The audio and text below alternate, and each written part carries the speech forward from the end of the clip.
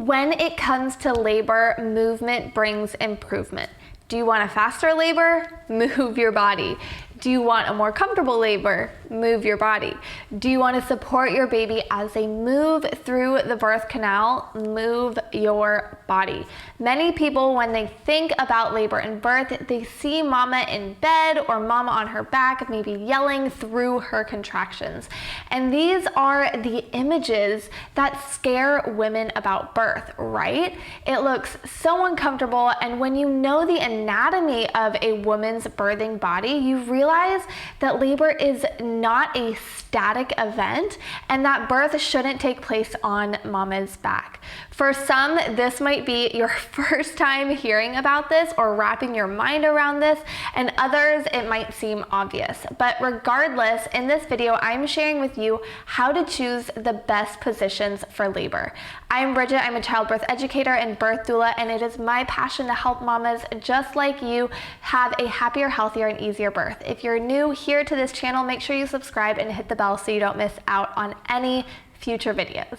So there are a lot of labor positions to try out, and you won't really know which ones will work until you are doing them in labor. And that's why it's so helpful to have several positions in your pocket to try out and see what works and what doesn't. Now, in the Built to Birth course, I teach you tons of labor and birthing positions, and I provide you with a cheat sheet to bring with you into labor to help you remember all of those positions. And you can check out the full Built to Birth course or my free mini birth class, which are both linked in the description below. But a basic rule of thumb when finding labor and birth positions is to think BLT. Yes, like the bacon, lettuce, tomato sandwich, but instead, B stands for be open, L stands for lean forward, and T stands for trust gravity. And the positions and movements that we're going to do in this video are going to help find positions that encourage openness, forward leaning, and the use of gravity. Now, baby obviously isn't coming out of a closed anything, cervix, vagina, or pelvis. A calm mind and controlled breathing is going to aid in tissue relaxation that will help the cervix and the tissues of the vagina to stretch and open.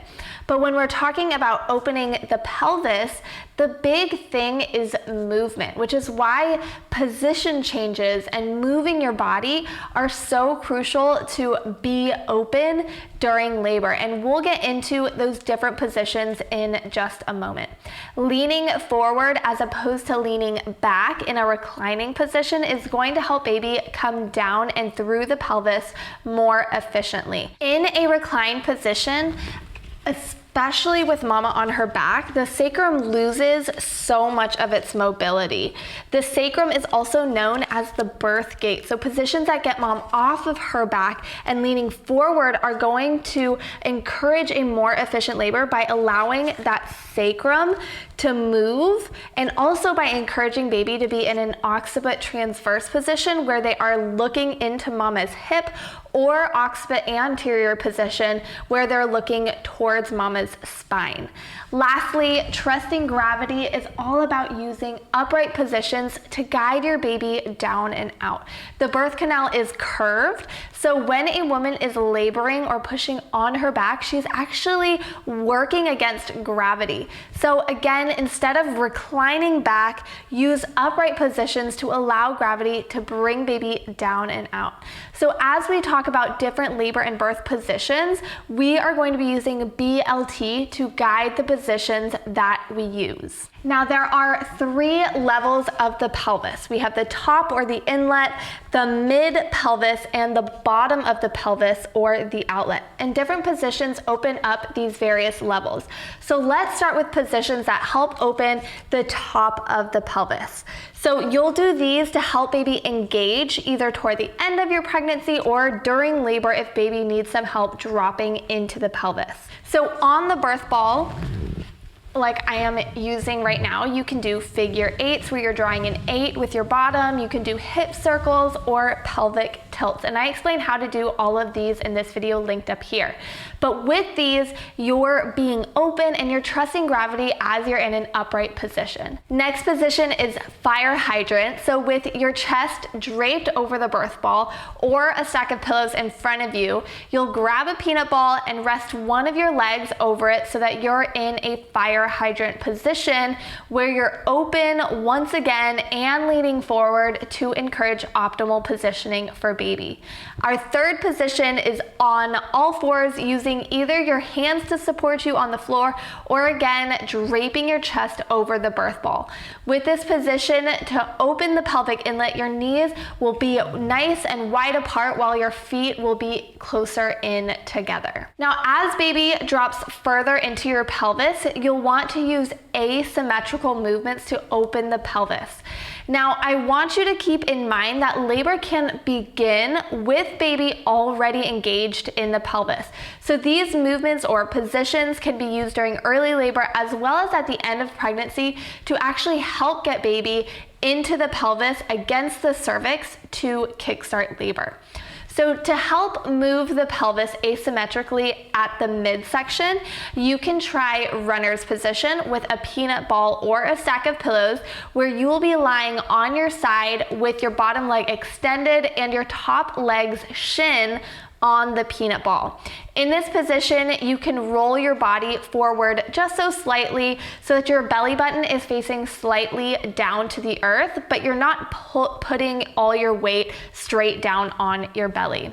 You're encouraging openness and trusting gravity in this position. The kneeling lunge is a great one as well, with one knee on the ground supporting you and the other bent into a lunge position.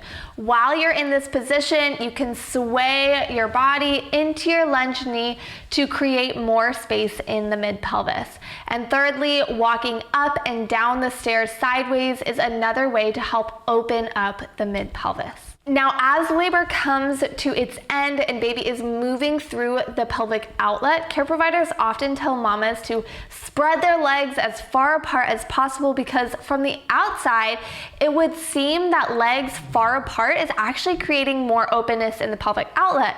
But doing this actually has the opposite effect because with the knees apart, the pelvic outlet actually narrows by bringing the sit bones closer together. Instead, we want to keep the knees in and spread the feet apart, which is the opposite of what we did when we were trying to open the pelvic inlet. So you can do this by forward leaning over a birth ball or the back of the bed with knees in and feet apart.